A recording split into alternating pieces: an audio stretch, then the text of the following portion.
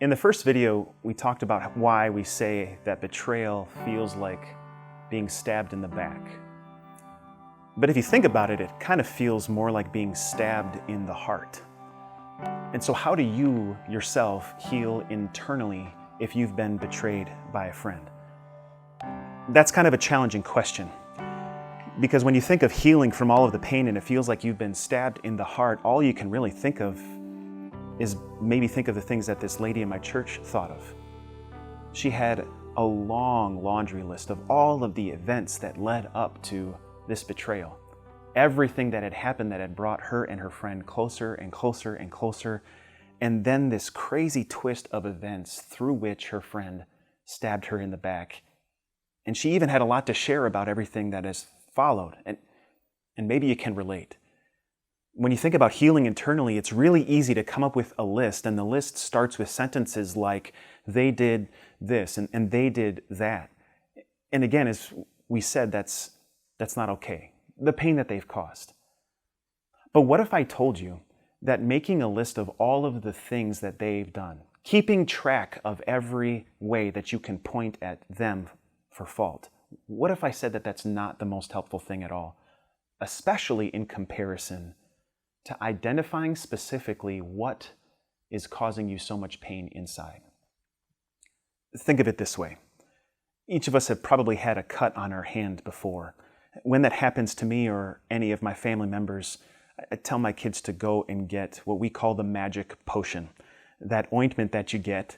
And when we get that, we don't pour all of that or squeeze it out of the tube into a bucket and then dunk the whole hand into the bucket so that it's sopping wet with this ointment dripping down to our elbow.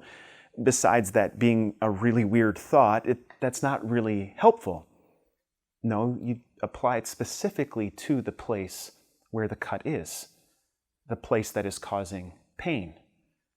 And if we do that when it comes to a cut on our hand, why would it be any different for the proverbial knife in our back? So what is it specifically? Trying as hard as you can you do something for me by making a list? A list that doesn't start with sentences like they did this and they did that, but it hurts me here. And it hurts because of this. For the lady in my church, it hurt because she thought she had been so careful. So she feels a sense of guilt. Why would she open herself up when she knew better? Maybe you can relate. You doubt yourself and wonder if you can be safe again. And that sense of insecurity is painful. Maybe write that down. Maybe you can add to the list the feeling of regret, that you can no longer go and talk to the person that you would normally talk to when you feel this pain, maybe precisely because the person you would normally go to is the friend who caused this pain to begin with. Regret, that's painful. It sometimes even can be described as grief. It's like a source of joy and life and love and happiness and confidence and trust has been killed and buried. And it feels like there's this pain even in your gut. That's grief. Can you write that down? And then in addition to writing that list down of what exactly hurts, how it might bring up pain from the past, why it exactly feels like grief, writing all of those things down. Can you do me a second favor? Actually, it's for yourself. Commit it to God.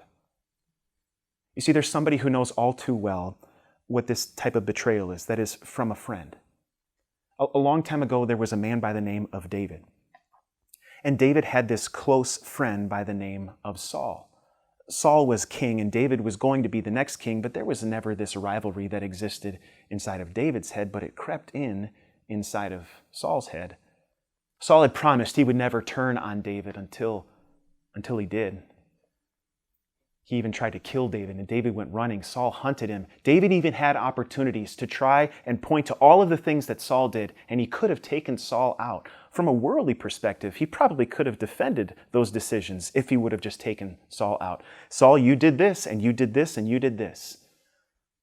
But for somebody who understood very well what betrayal was, consider the things that David did in those scenarios. Two scenarios where he could have taken Saul out, he committed it to the Lord.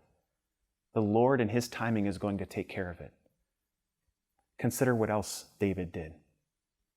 I encourage you to read through the Psalms. Many of them, especially in the first half, are written by King David. He doesn't say things in always a pretty way, and sometimes he says things that might shock you, but these songs, these prayers are not meant to be pretty. They're meant to be real, and yes, they are even raw. But consider these words from somebody who understands betrayal all too well. From Psalm 37. Commit your way to the Lord. Trust in Him, and He will do this. He will make your righteousness shine like the dawn, the justice of your cause like the noonday sun. Be still before the Lord and wait patiently for Him.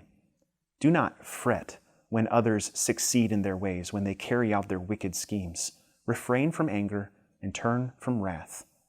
Do not fret. It leads only to evil. For those who are evil will be cut off, but those who hope in the Lord will prosper. You hear that? Commit your way to the Lord. God's promise to you is not to predominantly work to create a visible evidence of Him carrying out justice on that other person so long as we point at them. No. Identifying the pain inside enables you to commit all of that to the Lord, who promises to help you, and yes, even to heal you. He will do this.